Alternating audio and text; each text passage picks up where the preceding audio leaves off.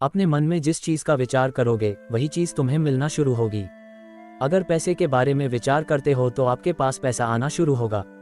अगर आप अपने प्यार के बारे में विचार करोगे तो आपको आपका प्यार जल्द ही मिलेगा। गौतम बुद्ध के अनुसार हम वही बनते हैं जो हम सोचते हैं। जिस तरह कोई व्यक्ति बुरी सोच के साथ बोलता या काम करता है तो उसे कष्ट ही मिलता है, वहीं यदि कोई व्यक्ति शुद्ध विचारों के साथ बोलता या काम करता है तो उसकी परछाई की तरह खुशी उसका साथ कभी नहीं छोड़ती है। वहीं गौतम बुद्ध की यह कहानी जो आज हम आपको बताने जा रहे हैं, इसे सुनने के बाद आप जीवन की सभी समस्याओं को चुटकियों में हल करने में सक्षम रहेंगे। दोस्तों, एक बार की बात है, महात्मा बुद्ध प्रवचन दे रहे थे। प्रवचन में आसपास के बहुत से लोग शामिल थे। सभी लोग ध्यान से बुद्ध को सुन रहे थे। कुछ देर में प्रवचन समाप्त हो गया। तब लोगों ने बुद्ध को प्रणाम किया और अपने अपने घर को चल पड़े। पर एक युवक वहां पर ही बैठा रह गया। बुद्ध की नजर उस युवक पर पड़ी तो वे पूछ बैठे, क्या बात है वत्स, कोई जिज्ञासा है क्या? युवक बुद्ध के पास गया और प्रणाम करके बोला, प्रभु, बहुत उलझन में हूँ। जितना इस बारे में सोचता हूँ उतना ही उलझ जाता हूँ। कैसी उलझन है वत्स? बुद्ध ने प्रश्न किया। युवक हाथ जोड़कर बोला, प्रभु, ये संसार कितना विशाल है। संसार में लाखों करोड़ों लोग निवास करते हैं, उनमें भी एक से बढ़कर एक विद्वान, कलाकार, योद्धा। ऐसे में उन सब के बीच मुझ जैसे सामान्य प्राणी का क्या मूल्य है? युवक की बात सुनकर बुद्ध मुस्करा दिए। वे बोले, तुम्हारी जिज्ञासा का उत्तर मिल जाएगा, पर इसमें थोड़ा सा समय लगेगा। क्या तब तक मेरा एक छोटा सा काम कर सकते हो प्रभु? ये तो मेरे लिए गर्व का विषय है कि मैं आपके काम आ सकूं। युवक ने पुनः अपने हाथ जोड़ दिए और कहा, आप आदेश करें। प्रभु बुद्ध ने युवक को एक चमकीला पत्थर देते हुए कहा, तुम्हें इस पत्थर का मूल्य पता करना है, पर ध्यान रहे इसे बेचना नहीं है, सिर्फ इसका मूल्य पता करना है। जैसी आज्ञा प्रभु। ऐसा कहते हुए युवक ने बुद्ध से वह पत्थर ले लिया। उसने एक बार फिर से उन्हें प्रणाम किया और बाजार की ओर चल पड़ा। बाजार वहां से ज्यादा दूर नहीं था। युवक थोड़ी देर में वहां पहुंच गया। वह सुबह का समय था, इसलिए बाजार अभी ठीक से लगा नहीं था। वहां पर इक्का दुक्का दुकानदार ही थे। युवक ने जिज्ञासावश इधर उधर नजर दौड़ाई। उसे एक पेड़ के नीचे एक दुकानदार नजर आया। वह आम बेच रहा था। युवक उस दुकानदार के पास पहुंचा और उसे पत्थर दिखाते हुए बोला, क्या आप इस पत्थर की कीमत बता सकते हैं? दुकानदार एक चालाक व्यक्ति था। पत्थर की चमक देखकर वह समझ गया कि अवश्य ही यह कोई कीमती पत्थर है। वह बनावटी आवाज में बोला, देखने में तो कुछ खास नहीं लगता, पर मैं इसके बदले 10 आम दे सकता हूँ। दुकानदार की बात सुनकर युवक को हल्का सा क्रोध आ गया। वह मन ही मन बुलाया, यह आदमी मुझे बेवकूफ समझता है। इतना सुंदर पत्थर और इसका मूल्य सिर्फ 10 आम। अवश्य ही यह झूठ बोल रहा है। युवक को चुप देखकर दुकानदार बोल उठा, क्या कहते हो, निकालूं आम? पर युवक ने दुकानदार को कोई जवाब नहीं दिया। वह चुपचाप आगे बढ़ गया। सामने एक सब्जी वाला अपनी दुकान सजा रहा था। युवक उसके पास पहुंचा और उसे पत्थर दिखाते हुए उसका मूल्य पूछा। उस पत्थर को देखकर सब्जी वाले की आंखें खुशी से चमक उठी। वह मन ही मन सोचने लगा, ये पत्थर तो बहुत कीमती जान पड़ता है। अगर यह मुझे मिल जाए तो मजा ही आ जाए। क्या हुआ भाई, कहाँ खो गए? युवक ने दुकानदार की तंद्रा तोड़ी। सब्जी वाला चौंकता हुआ बोला, कुछ नहीं, कुछ नहीं, मैं तो बस मन ही मन इसकी कीमत की गणना कर रहा था। वैसे मैं इस पत्थर के बदले एक बोरी आलू दे सकता हूँ। सब्जी वाले के चेहरे की कुटिलता देखकर युवक समझ गया कि ये दुकानदार भी मुझे मूर्ख बना रहा है। मुझे किसी और से इसका मूल्य पता करना चाहिए। ये सोचता हुआ युवक आगे बढ़ गया। सब्जी वाले दुकानदार ने युवक को पीछे से आवाज लगाई, क्या हुआ भाई, अगर आपको यह मूल्य कम लग रहा है तो बताएं तो सही, मैं इसे बढ़ा दूंगा। पर युवक ने उसकी बात पर ध्यान नहीं दिया। वह अब इधर उधर किसी ऐसे व्यक्ति को खोजने लगा जो जानकार हो और उस पत्थर की सही मूल्य बता सके। युवक को लग रहा था कि अवश्य ही यह कोई कीमती पत्थर है। शायद कोई जौहरी इसका सही मूल्य बता सके। ये सोचता हुआ युवक एक जौहरी की दुकान पर पहुंचा। जौहरी अपनी दुकान को अभी खोल ही रहा था। उसने युवक को अपनी दुकान की ओर आते हुए दूर से देख लिया था। साथ ही उसने युवक का हुलिया देखकर यह भी भांप लिया था कि यह कोई गरीब व्यक्ति है जो संभवतः कोई गहना बेचने आया होगा। जौहरी ने हाथ जोड़कर युवक को नमस्कार किया और मुस्कुराकर पूछा, बताएं महोदय, मैं आपकी क्या सेवा कर सकता हूँ? युवक ने बुद्ध का दिया पत्थर अपनी हथेली पर रख दिया और इसका मूल्य पता करना था। पत्थर को देखते ही जौहरी उसे पहचान गया कि यह बेशकीमती रूबी पत्थर है जो किस्मत वाले को मिलता है।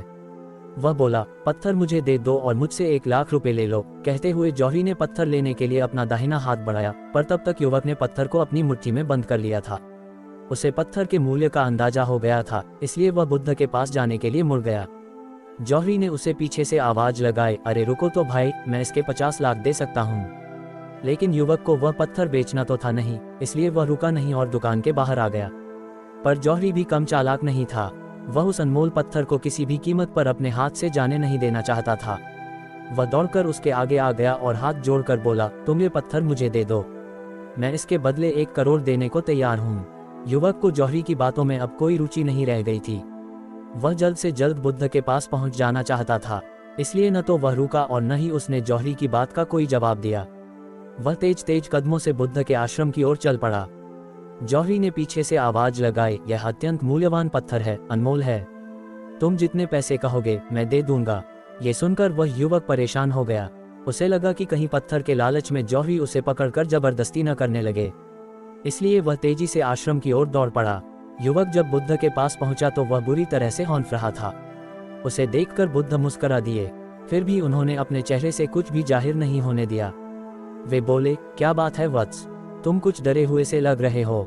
युवक ने बुद्ध को प्रणाम किया और सारी बात कह सुनाई, साथ ही उसने वह पत्थर भी उन्हें वापस कर दिया। बुद्ध बोले, आम वाले ने इसका मूल्य 10 आम बताया, आलू वाले ने 1 बोरी आलू और जौहरी ने बताया कि यह अनमोल है।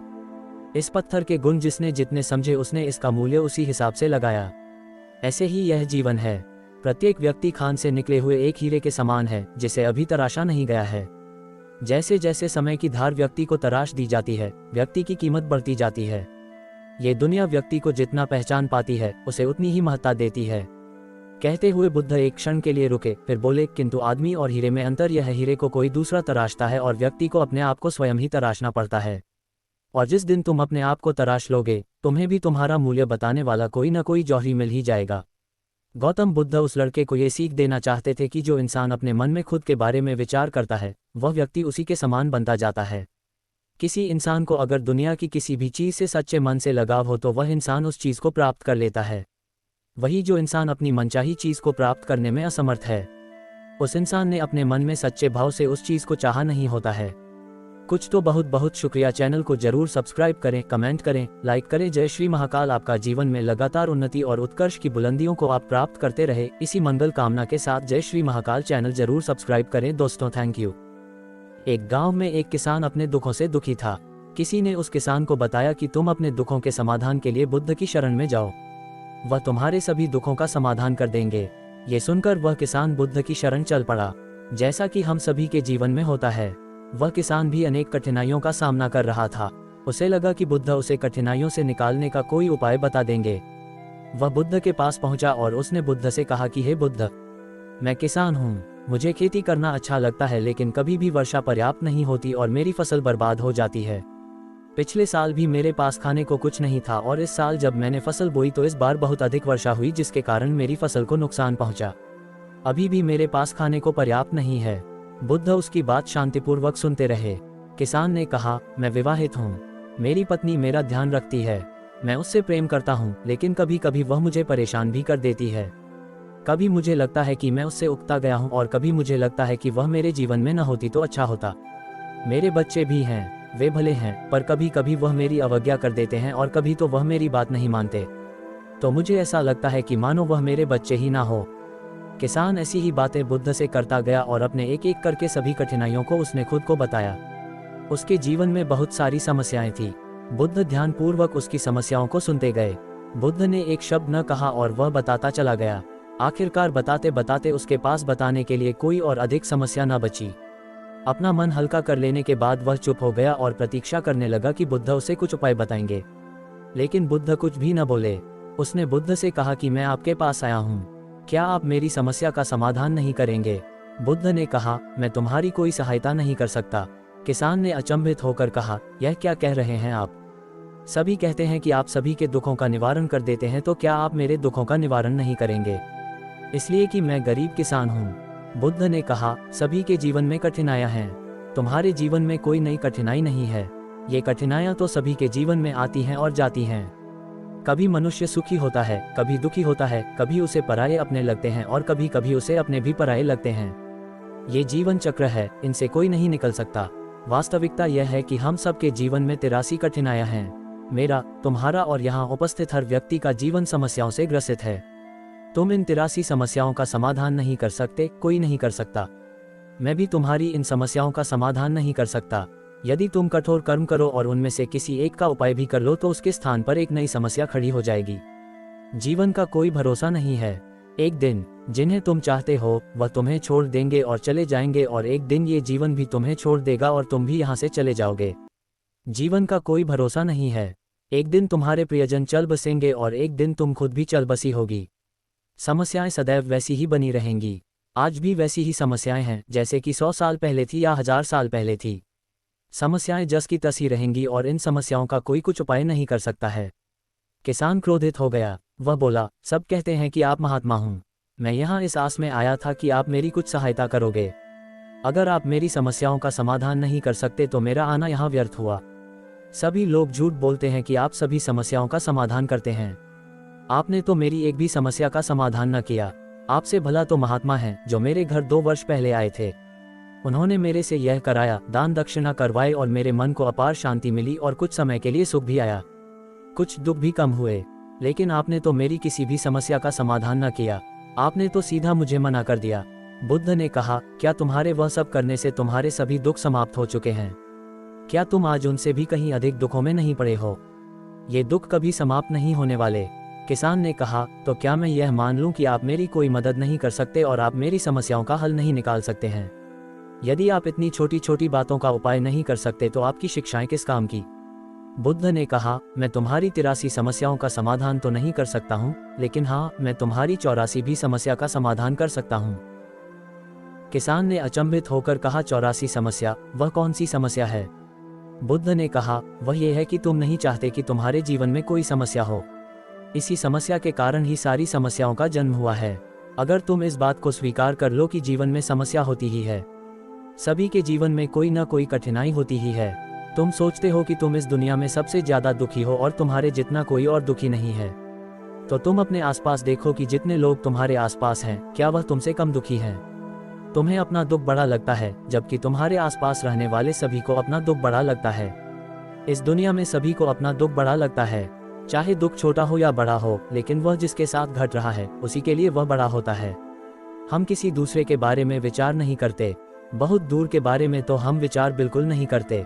कोई हमारा सगा संबंधी हो तो हम उसके बारे में थोड़ा विचार करते हैं, लेकिन अगर बात हम पर आ जाए तो हम बिल्कुल विचलित हो जाते हैं। अपने जीवन में कोई समस्या न होने पर या सुख होने पर हम दूसरों को उपदेश देते हैं कि ऐसी करो और वैसे करो तो तुम्हारे जीवन में सुख आएगा। तुम क्यों इतना दुख करते हो?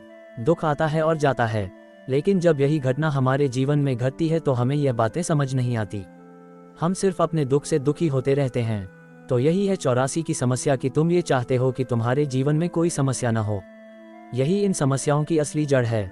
अगर तुम ध्यानपूर्वक देखोगे और समझोगे कि जीवन दुखों से और सुखों से हर प्रकार से भरा हुआ है, इसको तुम कभी नहीं बदल सकते। अगर तुम ये चाहते हो कि तुम्हारा जीवन हमेशा सुखी हो और सुख से रहो तो ये भी संभव नहीं।